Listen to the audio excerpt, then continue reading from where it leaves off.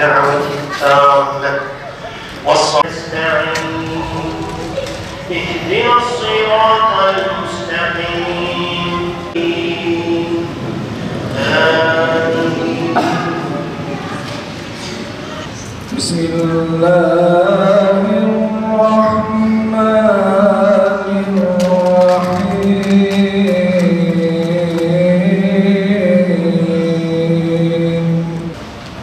يا أيها الذين آمنوا اذكروا الله ذكرا كثيرا.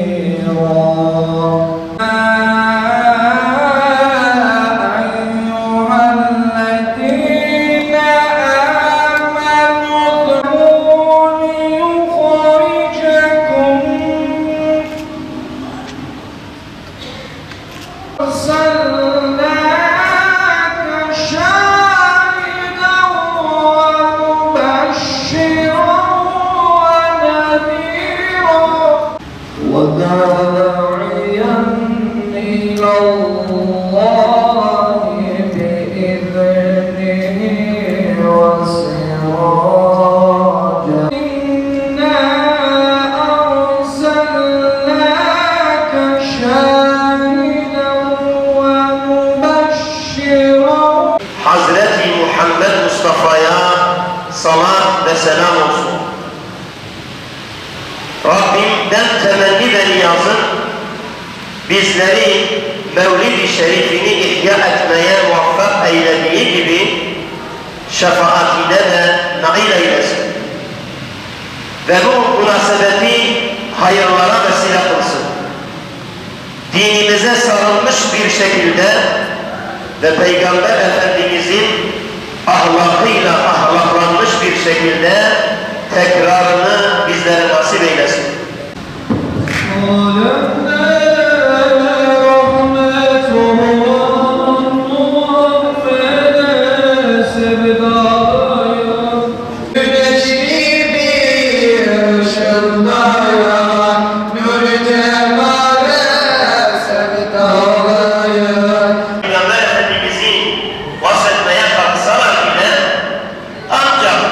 Denizden bir iğne ucu kadar katkı sağlamış olurlar.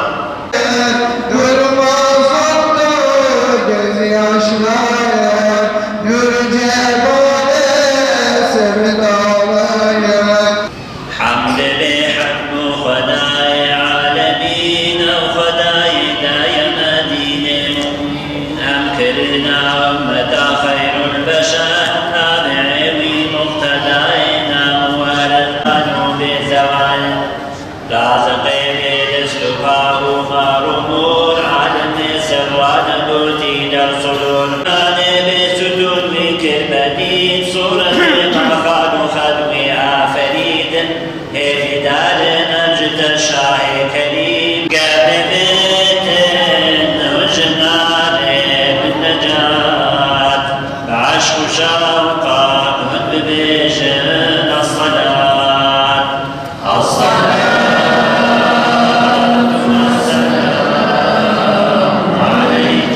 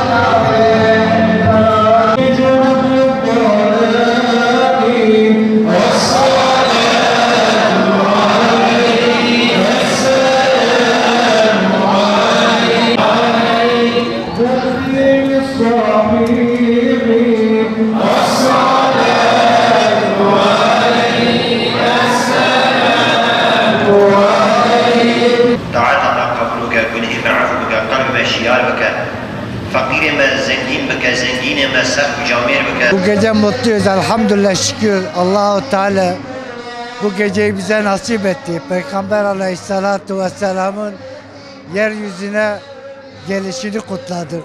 Çünkü alemlerin Rabbi Allahu Teala bu gece Peygamber Aleyhisselatü Vesselam'ın yüzü hürmetine bütün alemlere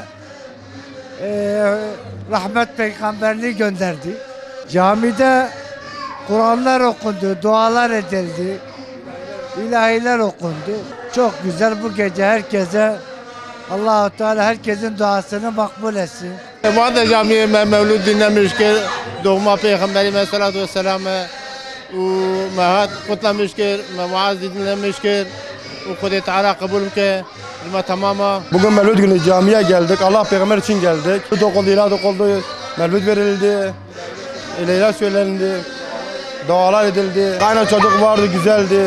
Peygamber Efendimiz sallallahu aleyhi ve sellemin Mevlid-i Şerifine bir hayır bize de dokunsun diye geldik. Yani salavatlar getirildi, namaz kıldık, dua ettik, ilahiler okuduk. Yani ümmeti Muhammed'in cehennemden kurtuluşu, başka bir şey yok.